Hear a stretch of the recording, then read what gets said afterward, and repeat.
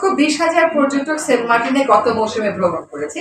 ওইখানে কিন্তু কোনো হাসপাতাল নাই, কোনো মেডিকেল ইমার্জেন্সি রেসপন্স সিস্টেম নাই। ট্যুর অপারেটর যারা আছে, পর্যটন মন্ত্রণালয় যারা আছেন, বিমান, সিভিল এভিয়েশন এন্ড ট্যুরিজম, তাদের সাথে কথা বলে একটা ঐক্যমতের সিদ্ধান্ত আপনাদেরকে নিচ্ছে।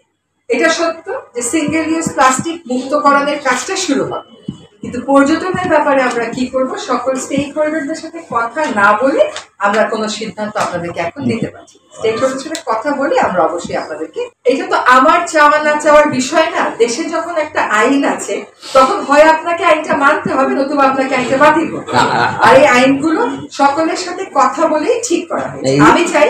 আমি চাই সেন্ট মার্টিন দ্বীপটা বাঁচুক, এটা আমাদের জন্য বাঁচুক, পরবর্তী প্রজন্মের জন্য বাঁচুক। আমি চাই সেন্ট মার্টিন দ্বীপটা সকলেই দেখুক, কিন্তু একই লোক 5 বার না যাক। আমি চাই সেন্ট মার্টিন দ্বীপটা একটা কোলাহল মুক্ত দ্বীপ হোক।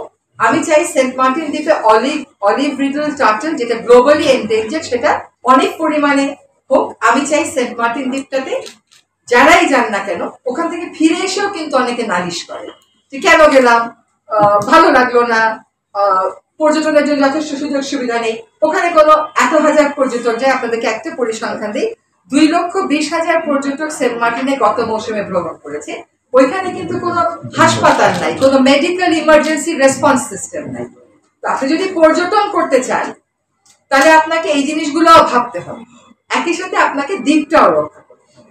আমি চাই দ্বীপটাও রক্ষা হোক, পর্যটনটাকেও আমরা একটা কাঠামোর ভিতরে নিয়ে আসবো। এখন দেখেন, সবকটা প্রস্তাবনারই কিছু প্র্যাকটিক্যাল সাইড আছে। আপনাকে একটা উদাহরণ দেই, আমরা বিভিন্ন ভিসা সেন্টারে আবেদন করি না, ইউরোপিয়ান ভিসা, এই ভিসা, সেই ভিসা। আবেদন করার পরে আপনাকে একটা ডেট নিতে হয়। যখন ডেট নিবেন, আপনি ডেট গেলে জানুয়ারিতে আবেদন করলে বলে মে মাসে আসবে। এটা বাংলাদেশের রেজিস্ট্রেশনের অনেক ধরনের ফ্যাসাদ আছে।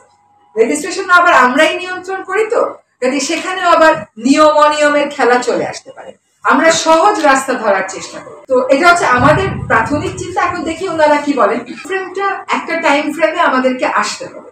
এখন আমরা সেটা আরোপ করব নাকি আমরা সবাই মিলে একসাথে একটা সিদ্ধান্তে আসতে পারবো, সেটা একটা বিবেচ্য বিষয়। আমার ধারণা আমরা একসাথে আসতে পারবো, কারণ সেন্ট মার্টিন দ্বীপটা যদি বাঁচে তাহলে আগামী প্রজন্মের জন্যও বাঁচবে। আর যদি সেন্ট মার্টিন দ্বীপই আমার সোনার ডিম পাড়া হাঁসের মতন সবাই মিলে গিয়ে ওটাকে শেষ করে দিই, তাহলে তার পর্যটনটাও থাকছে না। তো একটা সময়সীমাতে আমাদের আসতে হবে। তো সেই সময়সীমাটা কি, সকলের সাথে কথা বলে এগুলো এক এক জায়গায় এক এক, ওনার প্রশ্নটা এটা ছিল না, ওনার প্রশ্নটা ছিল এক এক জায়গায় এক এক রকমের সিদ্ধান্ত। কোন জায়গায় 1250, কোন জায়গায় রাতে থাকা যাবে না, কোন জায়গায় দিনে যে আসবে, কোন জায়গায় 880। এখন কোনটা যে সঠিক আমি মানবো, শোনেন আমি বলি, কোন সিদ্ধান্তই ভুল না, কিন্তু কোনটা প্রয়োগযোগ্য সেটা কথা বলে সেই সিদ্ধান্তটাই আমি নেব এবং সেটাই হবে। আমার মন্ত্রণালয়ে অনেক কটা সংস্কার হয়েছে, কিন্তু আপনারা এখন আমাদের মন্ত্রণালয়ে মানুষ যখন কোনো কমপ্লেইন করে, আগে কোনো রেজিস্টার মেনটেন করা হতো না, এখন একটা রেজিস্টার মেনটেন করা হচ্ছে, দুটো রেজিস্টার। একটা হচ্ছে ইস্যু ভিত্তিক কমপ্লেইন, আরেকটা হচ্ছে মন্ত্রণালয় কেন্দ্রিক বা বন অধিদপ্তর কেন্দ্রিক বা বিএফআইডিসি কেন্দ্রিক ওই সমস্ত অভিযোগের একটা রেজিস্টার মেনটেন করা হচ্ছে এবং অভিযোগ নিষ্পত্তি করা হচ্ছে। আমার মন্ত্রণালয়ের সামাজিক বনায়ন বিধিমালা যেটা আছে, সরকার গাছগুলো লাগায় এবং সরকার বেনিফিশিয়ারিকে চুক্তি করে, যে চুক্তির বেসিসে একটা নির্দিষ্ট সময় পর গাছগুলো কেটে ফেলে ওদেরকে টাকা দিতে হয়। এটা নিয়ে গণমাধ্যমে বলেন, সাধারণ মানুষদের মধ্যে বলেন, তারা যেহেতু জানে না যেরকম একটা চুক্তি আছে, সেহেতু একটা নেতিবাচক ধারণা হয় যে গাছগুলো কেটে ফেলছে। সেই জন্য সামাজিক বনায়ন বিধিমালাটা সংশোধনের একটা উদ্যোগ নেওয়া হয়েছে।